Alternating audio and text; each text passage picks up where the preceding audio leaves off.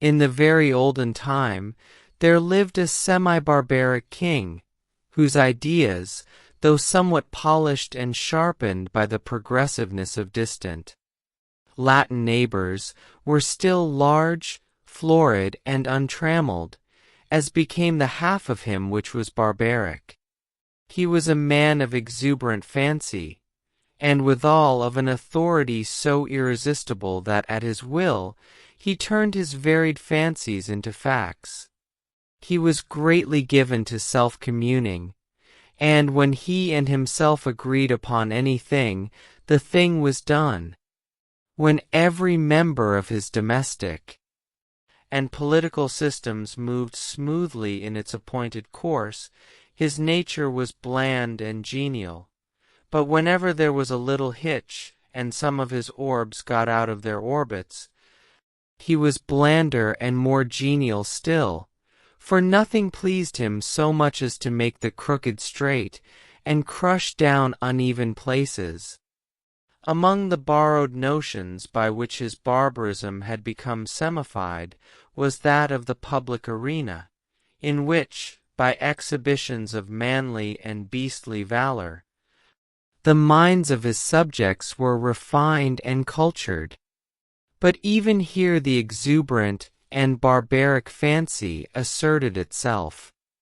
The arena of the king was built, not to give the people an opportunity of hearing the rhapsodies of dying gladiators, nor to enable them to view the inevitable conclusion of a conflict between religious opinions and hungry jaws, but for purposes far better adapted to widen and develop the mental energies of the people. This vast amphitheater, with its encircling galleries, its mysterious vaults, and its unseen passages, was an agent of poetic justice, in which crime was punished, or virtue rewarded, by the decrees of an impartial and incorruptible chance. When a subject was accused of a crime of sufficient importance to interest the king, public notice was given that on an appointed day the fate of tile accused person would be decided in the king's arena, a structure which well deserved its name, for, although its form and plan were borrowed from afar, its purpose emanated solely from the brain of this man, who, every barleycorn a king, knew no tradition to which he owed more allegiance than pleased his fancy, and who engrafted on every adopted form of human thought and action the rich growth of his barbaric idealism. When all the people had assembled in the galleries, and the king, surrounded by his court, sat high up on his throne of royal state on one side of the arena, he gave a signal, a door beneath him opened, and the accused subject stepped out into the amphitheater. Directly opposite him, on the other side of the enclosed space, were two doors, exactly alike and side by side. It was the duty and the privilege of the person on trial to walk directly to these doors and open one of them. He could open either door he pleased. He was subject to no guidance or influence but that of the aforementioned impartial and incorruptible chance. If he opened the one, there came out of it a hungry tiger, the fiercest and most cruel that could be procured, which immediately sprang upon him, and tore him to pieces, as a punishment for his guilt. The moment that the case of the criminal was thus decided, doleful iron bells were clanged. Great wails went up from the hired mourners posted on the outer rim of the arena, and the vast audience, with bowed heads and downcast hearts, wended slowly their homeward way, mourning greatly that one so young and fair, or so old and respected, should have merited so dire a fate. But, if the accused person opened the other door, there came forth from it a lady, the most suitable to his years and station that his majesty could select among his fair subjects. And to this lady he was immediately married, as a reward of his innocence. It mattered not that he might already possess a wife and family, or that his affections might be engaged upon an object of his own selection. The king allowed no such subordinate arrangements to interfere with his great scheme of retribution and reward. The exercises, as in the other instance, took place immediately and in the arena. Another door opened beneath the king and a priest, followed by a band of choristers and dancing maidens blowing joyous airs on golden horns and treading in measure, advanced to where the pair stood side by side. And the wedding was promptly and cheerily solemnized. Then the gay brass bells rang forth their merry peals, the people shouted glad hurrahs, and the innocent man, preceded by children strewing flowers on his path, led his bride to his home. This was the king's semi-barbaric method of administering justice. Its perfect fairness is obvious. The criminal could not know out of which door would come the lady. He opened either he pleased, without having the slightest idea whether, in the next instant, he was to be devoured or married. On some occasions the tiger came out of one door, and on some out of the other. The decisions of this tribunal were not only fair, they were positively determinate. The accused person was instantly punished if he found himself guilty, and if innocent he was rewarded on the spot, whether he liked it or not. There was no escape from the judgments or the king's arena. The institution was a very popular one. When the people gathered together on one of the great trial days, they never knew whether they were to witness a bloody slaughter or a hilarious wedding. This element of uncertainty lent an interest to the occasion which it could not otherwise have attained. Thus, the masses were entertained and pleased, and the thinking part of the community could bring no charge of unfairness against this plan, for did not the accused person have the whole matter in his own hands?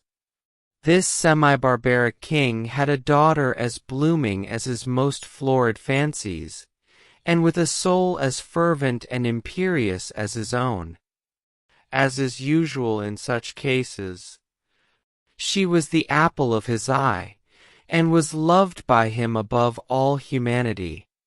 Among his courtiers was a young man of that fineness of blood and lowness of station common to the conventional heroes of romance who love royal maidens. This royal maiden was well satisfied with her lover, for he was handsome and brave to a degree unsurpassed in all this kingdom, and she loved him with an ardor that had enough of barbarism in it to make it exceedingly warm and strong. This love affair moved on happily for many months, until one day the king happened to discover its existence. He did not hesitate nor waver in regard to his duty in the premises. The youth was immediately cast into prison, and a day was appointed for his trial in the king's arena. This, of course, was an especially important occasion, and His Majesty, as well as all the people, was greatly interested in the workings and development of this trial. Never before had such a case occurred. Never before had a subject dared to love the daughter of a king.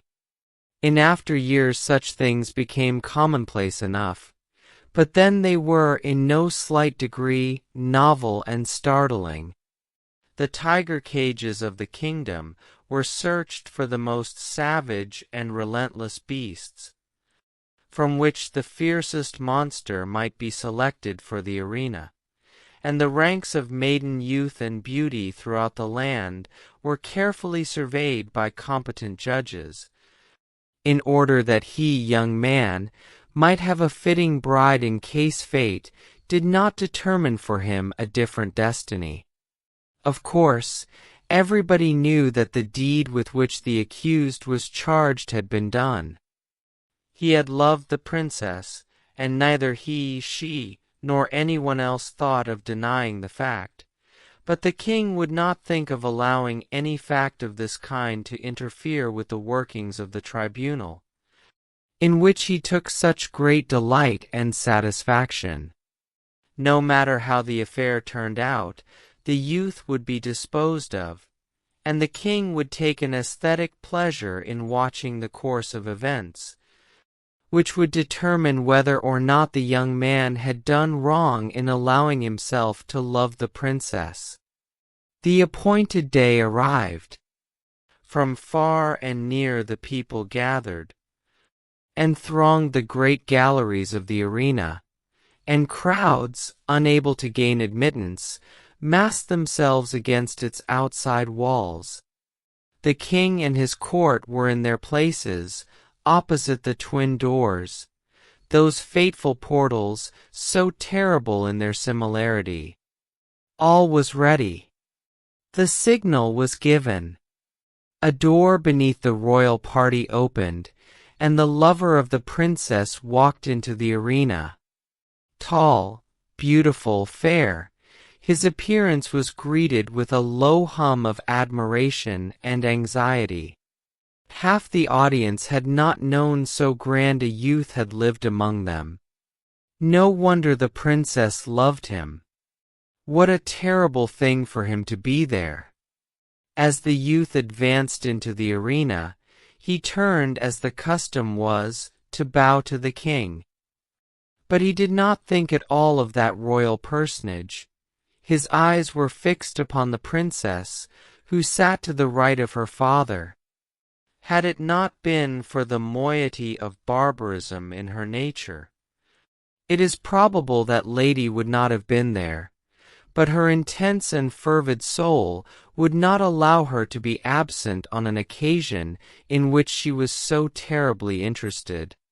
From the moment that the decree had gone forth, that her lover should decide his fate in the king's arena, she had thought of nothing, night or day, but this great event and the various subjects connected with it. Possessed of more power, influence, and force of character than anyone who had ever before been interested in such a case, she had done what no other person had done. She had possessed herself of the secret of the doors. She knew in which of the two rooms that lay behind those doors stood the cage of the tiger with its open front, and in which waited the lady. Through these thick doors, heavily curtained with skins on the inside, it was impossible that any noise or suggestion should come from within to the person who should approach to raise the latch of one of them. But gold, and the power of a woman's will, had brought the secret to the princess. And not only did she know in which room stood the lady ready to emerge, all blushing and radiant, should her door be opened, but she knew who the lady was. It was one of tile fairest and loveliest of the damsels of the court, who had been selected as the reward of the accused youth. Should he be proved innocent of the crime of aspiring to one so far above him, and the princess hated her. Often had she seen, or imagined that she had seen, this fair creature throwing glances of admiration upon the person of her lover, and sometimes she thought these glances were perceived and even returned. Now and then she had seen them talking together. It was but for a moment or two, but much can be said in a brief space. It may have been on most unimportant topics, but how could she know that? The girl was lovely, but she had dared to raise her eyes to the loved one of the princess, and with all the intensity of the savage blood transmitted to her through long lines of holy barbaric ancestors. She hated the woman who blushed and trembled behind that silent door. When her lover turned and looked at her, and his eye met hers as she sat there paler and whiter than anyone in the vast ocean of anxious faces about her, he saw, by that power of quick perception which is given to those whose souls are one, that she knew behind which door crouched the tiger, and behind which stood the lady. He had expected her to know it. He understood her nature, and his soul was assured that she would never rest until she had made plain to herself this thing, hidden to all other lookers-on, even to the king. The only hope for the youth in which there was any element of certainty was based upon the success of the princess in discovering this mystery.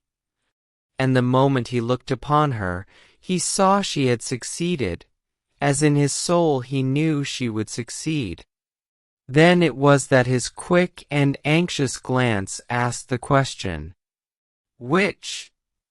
It was as plain to her as if he shouted it from where he stood. There was not an instant to be lost. The question was asked in a rash. It must be answered in another. Her right arm lay on the cushioned parapet before her.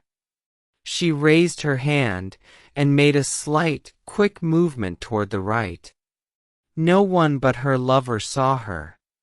Every eye but his was fixed on the man in the arena. He turned, and, with a firm and rapid step, he walked across the empty space. Every heart stopped beating, every breath was held. Every eye was fixed immovably upon that man. Without the slightest hesitation, he went to the door on the right and opened it. Now, the point of the story is this. Did the tiger come out of that door, or did the lady? The more we reflect upon this question, the harder it is to answer.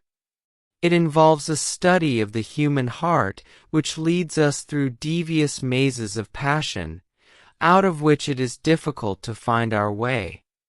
Think of it, fair reader, not as if the decision of the question depended upon yourself, but upon that hot-blooded semi-barbaric princess, her soul at a white heat beneath the combined fires of despair and jealousy. She had lost him, but who should have him? How often in her waking hours and in her dreams had she started in wild horror, and covered her face with her hands, as she thought of her lover opening the door on the other side of which waited the cruel fangs of the tiger. But how much oftener had she seen him at the other door? How in her grievous reveries had she gnashed her teeth and torn her hair when she saw his start of rapturous delight as he opened the door of the lady? How her soul had burned in agony when she had seen him rush to meet that woman, with her flushing cheek and sparkling eve of triumph. When she had seen him lead her forth, his whole frame kindled with the joy of recovered life. When she had heard the glad shouts from the multitude and the wild ringing of the happy bells. When she had seen the priest, with his joyous followers, advance to the couple and make them man and wife before her very eyes. And when she had seen them walk away together upon their path of flowers, followed by the tremendous shouts of the hilarious multitude, in which her one despairing shriek was lost and drowned. Would it not be better for him to die at once, and go to wait for her in the blessed regions of semi-barbaric futurity? And yet, that awful tiger, those shrieks, that blood. Her decision had been indicated in an instant, but it had been made after days and nights of anguished deliberation. She had known she would be asked. She had decided what she would answer, and without the slightest hesitation, she had moved her hand to the right. The question of her decision is one not to be lightly considered, and it is not for me to presume to set myself up as the one person able to answer it. And so I leave it with all of you. Which came out of the open door, the lady or the tiger?